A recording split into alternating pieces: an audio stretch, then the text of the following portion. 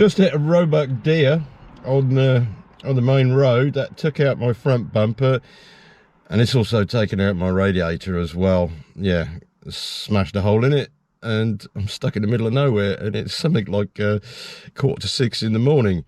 So what the solution is, how do you get out of this one? Well, nothing's going to get me out of this one unless I either repair the radiator, bodge it, but there's a big hole in it, or find a replacement, which means I've got to get out of here, get somewhere, get some transport, find the parts, and then come back again. Yeah, I'm dead on the road, dead on the side of the road.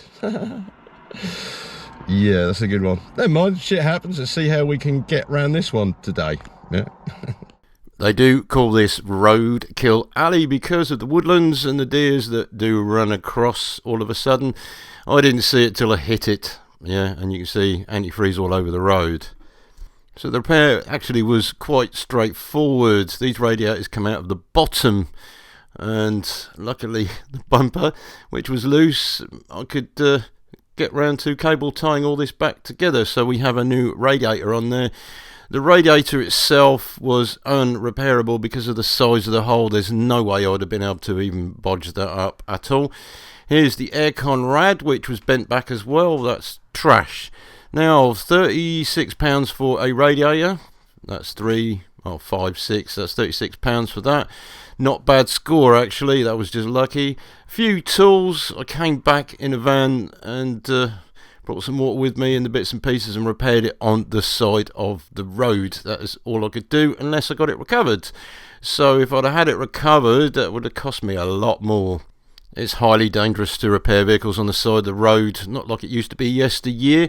This is a quiet period, but there's still juggernauts thundering down the road. You can see the van that I borrowed from work. I've turned the wheels away, so if it gets hit up the backside, it should push the van around and not straight into the back. As you can see there, you should always turn your wheels outwards or inwards. Yeah, so the van will veer off, hopefully, if it gets hit by another vehicle. The only thing left of Bambi is the tail, because the rest of it got smushed. So that was a no-gain roadkill. Okay, so I'll just show you right up there. It got run over by a few lorries. This length here was how long it took me to realise I'd lost all my fluids.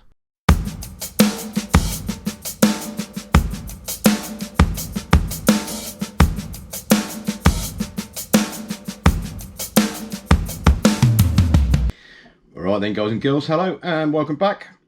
I haven't been around for a little while. Good reason for that. I'm saving on energy. It takes a fair bit of electricity to edit stuff, or it does on my computer anyway. And my life's changing now after a relationship breakdown and the way things are going, having to adjust to the situation. Yeah. So, recent acquisitions is a small penknife. I can't afford to buy tools all of a sudden. I used to, well, I still do like to keep my toolbox well supplied. I'm having to make do with what I've got, but I'm collecting knives now. Yeah, got a pair of buck knives, which I thought were quite interesting, so I had a little flutter with those. They will stay on the bookcase, and I'll use those just in case. It's always good to have sharp objects around, isn't it? Yeah. So the garden, yes, well, that's been quite an interesting experience. Now, we have tomatoes, we have cucumbers, yeah, and we even have the little gherkins. You know these little gherkins, don't you? Yeah. This has been a good crop, but I'm not sure why the plant had died off, or I had a set of 5 of them growing in line until I knocked the earth out and realised that they didn't have enough water, which is surprising because we've had a horrendous amount of rain recently. I have kept them watered and they have been fruitful. We've been getting agorits, as they call them in Ukraine, which are like this size, maybe a little bit bigger, which are beautiful. I can get the seeds out of these now. That's all I need is one of these to start a crop for next year, and that's the next job. Runner beans hanging up. They will be, I'm leaving what I have on there now to just dry out and the beans drop out so I can keep the seeds. Yeah, tomatoes, you wouldn't believe how many I've got. I've been trading these bad boys, and these are beautiful. They're completely organic, no pesticides, no chemicals. None of that special tomato grower stuff that people like to sell you in the DIY shops. Yeah, it is completely organic, and they've done all right. Simply because I've used chicken shit. Yeah, it seems to work. So yeah, it's cutting back now, clearing the garden out, and then sit down and work out why the leaves have gone yellow, for instance, why certain things haven't grown the way they should have done, why my pumpkins have gone absolutely berserk, and I've only got one squashy pumpkin on the end of a part. Yeah, butternut squash, however, I thought the plant wasn't doing too well. I got one butternut squash, very healthy, and the rest I thought, right, I'll rip it up. But when I looked closer, they are starting to sprout now, so I've left them to continue. That's a productive plant. Yeah, so that's all good. Now I've been scavenging for wood. I got a bed. I got a king size bed from somebody, which I moved my double bed up to let my teenager have a double bed in his room. I now have a double bed minus mattress. Yep, so I'm sleeping on the slats, which is all right. It's comfortable, yeah. But I've raised it up, and this is to get more storage space underneath. And it's braced. It's solid. Okay. It will be a canopy bed eventually, which will have a dual purpose. One with a mosquito net in the summer and curtains in the winter. And this is just to keep the heat in, okay? I'm without partner at the moment, but there's always hope on the horizon to have somebody share the bed with me, which will keep us both warm, yeah? Otherwise, I can put a small heater underneath. Now, the lighting is battery-powered LEDs. There's a battery under the bed as well, which can be taken out and charged up on the car. Yeah, so we're sufficient that way for lighting at night. And there's also another small one which runs on a power bank. Yep. So that's all good. That's where we're at, and all of that is scavenged wood. All of it scavenged. Yeah, as you can see, this lot laying down here, scavenged. Yeah, not the best quality, but we can do something with it. Yeah. So my aim is to not have bundles and bundles of stuff, which is like a millstone around our necks. It's more a case of thinning down. Like you do in a garden, you get rid of the stuff you don't really need and then store what you do. And it's an ongoing process, because as I get rid of stuff, more stuff just seems to appear from nowhere, you know. I'm quite lucky, really. And I don't make an effort to look for stuff. It appears. I think about it, and eventually, God willing, as they say, it just appears from nowhere. So, yeah, that's my fortune. Sometimes, however, when I think about money, it doesn't always appear. That's hard to get hold of, especially now, isn't it? Yeah. So, don't know how you're set for energy changes in prices. I know there's a lot of bullshit going on the news, but we have to wait and see how this is going to spiral out of control, because I'm sure you've been watching the news about the state of Germany, the economy generally in Europe, and what's happening in the Ukraine and where we're heading to, okay, with the mobilization of the Russian Federation, or partial mobilization. We are going to see something, aren't we? And I know Canadian Prepper's talking about nuclear war. He likes that, doesn't he? He's very much on the edge, isn't he? I don't blame him. That's his business and that's his interest, whereas I'm just, like anybody else, is playing that normalcy bias, yeah, and not getting too overworked about it. I know Canadian Prepper talks about this quite a lot, and people who tend to not be bothered about it is because they're not bothered about it. It becomes too much of a hassle, a worry. They can't handle the stress. Whereas if you're aware that something could happen, you build up slowly, don't you? And then don't let it bother you. And this is what I do. It doesn't bother me. At the moment, I'm looking for, I'm focusing my interest on the book, and then also looking for a partner, a suitable one who has the skill set which is missing from my life, yeah? Which is, I would say, Eastern European, people from Baltic states, female from the Baltic states. They know how to pick mushrooms, they know how to pickle things, yeah. English, yeah, that's a real rarity for any English female to be able to do that. There are those about, but the majority are cattle, cash cattle, to put it into very cruel terms. because we've been trained over the last couple of generations to rely on the supermarkets for everything rather from nature and the garden. Yeah. Whereas you'll find Russians, Ukrainians, Czechoslovakia, Moldovans, Latvians, Estonians, they all have that common thread. They all lived under the Soviet Union, and they tend to all have the same sort of knowledge base when it comes to things like picking mushrooms, yeah, or inspecting meat for good quality, that sort of stuff, yeah. This is why I married a Ukrainian. She had self-sufficiency written all over her, yeah. And she still has, but it's gone now. So watch this space. You never know what's going to appear next.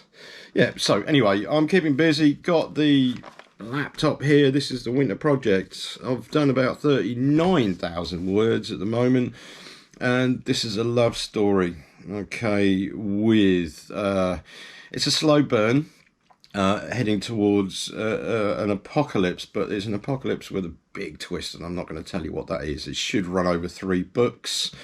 The first bit is the guy gets the girl first of all, and they're completely incompatible because she comes from a managerial type of life. She's had it good, and he's a technician. He's a mechanic, yeah, a bit like myself. He's a HGV mechanic. Now she's actually employing him to take vaccines over to the Ukraine, to Mariupol, which I need to explain in the book about Mariupol and how people survived there.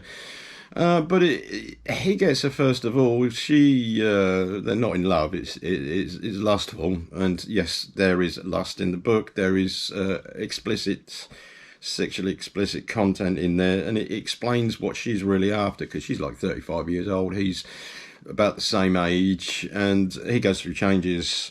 But it's not just about that. It's not just about love. It's about all the interplay and how they work together, how they form a cohesive team to be able to get on with what's coming. They don't know what's coming. It's just lust at the moment. But I'll tell you this, so it's a bit of a spoiler alert, is they do become a very, very effective team together because they can't go back to their normal lives. Okay. You'll see in the background here, there's Russian writing, if you can see that. Now, I can write and speak it, although I've had to strain my brain to remember how to write Russian, or Cyrillic, yeah. Now I'm doing it, what I'm doing to get more authenticity with the conversations is when Ukrainians, Latvians, that sort of thing are in the book, it's to get... speak it in Russian first and then translate it so it has that feel to it. Okay, so there's a lot going on.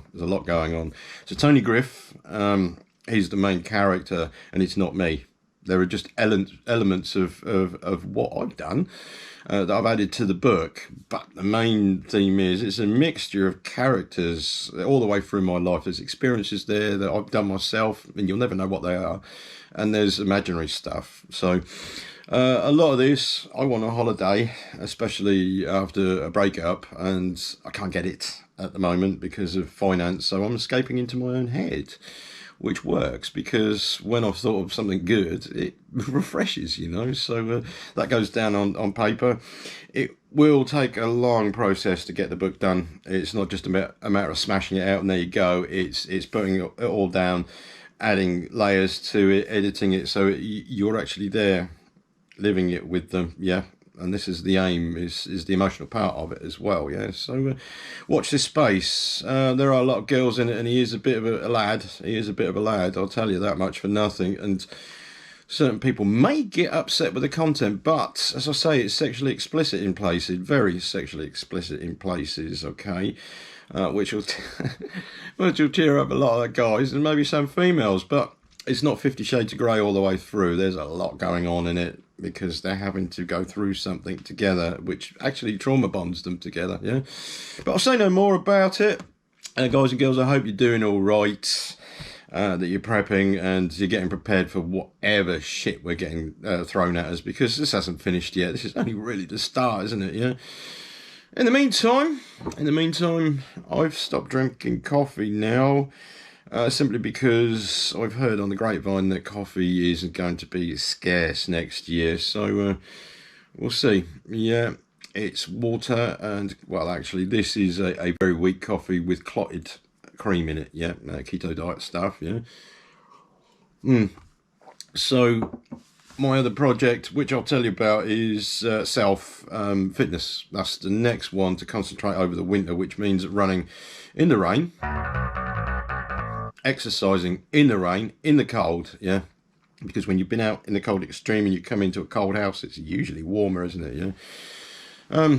Look after yourselves, guys and girls, and I will occasionally put up videos as and when, but as you can understand, the energy costs now, I'm trying to be disconnected as much as possible.